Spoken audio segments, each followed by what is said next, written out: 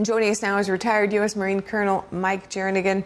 He's a visiting fellow at the Allison Center for National Security at the Heritage Foundation. Colonel, thank you so much for your service. Thank you. You're welcome. And thank you for having me, Stefania. It's great to have you on. And we'll start with Secretary of War Pete Hegseth commending the CENTCOM commander, saying that Iran's military is being pummeled. Let's just watch that now.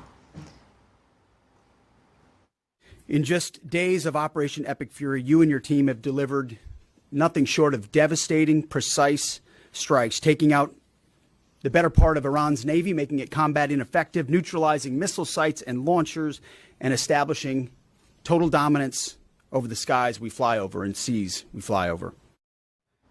So, Colonel, how far along are we in degrading Iran's ability to launch strikes and destabilize the region? I think we're significantly far along, but also off to a good start. And I say it that way because, we have done significant damage to their infrastructure.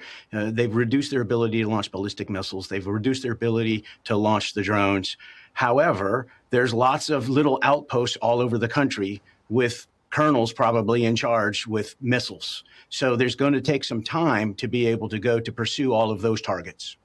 Okay, now looking at the broader strategy, what is the realistic timeline for achieving President Trump's objectives in this operation? For a campaign like this, my experience would be probably 5 to 6 weeks. The last time that we completely destroyed a nation's military, the Americans completely destroyed a nation's military, was in the invasion of Iraq. And that was obviously with ground forces. And that took about 3 to 4 weeks. So without using ground forces, probably 5 to 6 weeks is a good estimate. Okay. All right. Now, President Trump told Axios that he believes he should be personally involved in selecting Iran's next leader. And he suggested that Ayatollah Khamenei's son should be off limits. What steps should the U.S. take to ensure that Iran's next leadership doesn't carry the torch for its predecessor?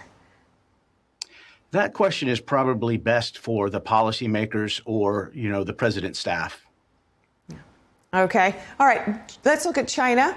It's effectively served as a financial lifeline for Iran, buying a large share of its oil despite Western sanctions. Yet so far, Beijing really hasn't visibly stepped in during this conflict. What do you think is the CCP's priority right now? The CCP's priority is reputation control. They have a partner with Venezuela that they signed an all-weather security partner agreement with. And evidently that didn't mean when it's sunny in Venezuela. They've been buying they've been buying oil from Iran and supporting them, and they're not coming to their aid. So I believe that China has positioned itself to try to be a big brother in the region, and it's backfiring on them because they're not helping any of their purported friends. Now, within the last 2 months, the U.S. has taken out 2 of the CCP's closest allies, Maduro and Khamenei. Could this reflect a broader strategic approach by the Trump administration toward China's global alliances? I think it does. I think you're seeing the difference between facts and truth and bullying. And China, for many years, has been bullying smaller economies into trying to do what they want. And here they have an opportunity to put their money where their mouth is, and they're not doing it. Now, back to Iran more acutely, what will it take to stop that regime there from ever having nuclear missiles again? There's 4 things that really need to make sure that they can't do this again.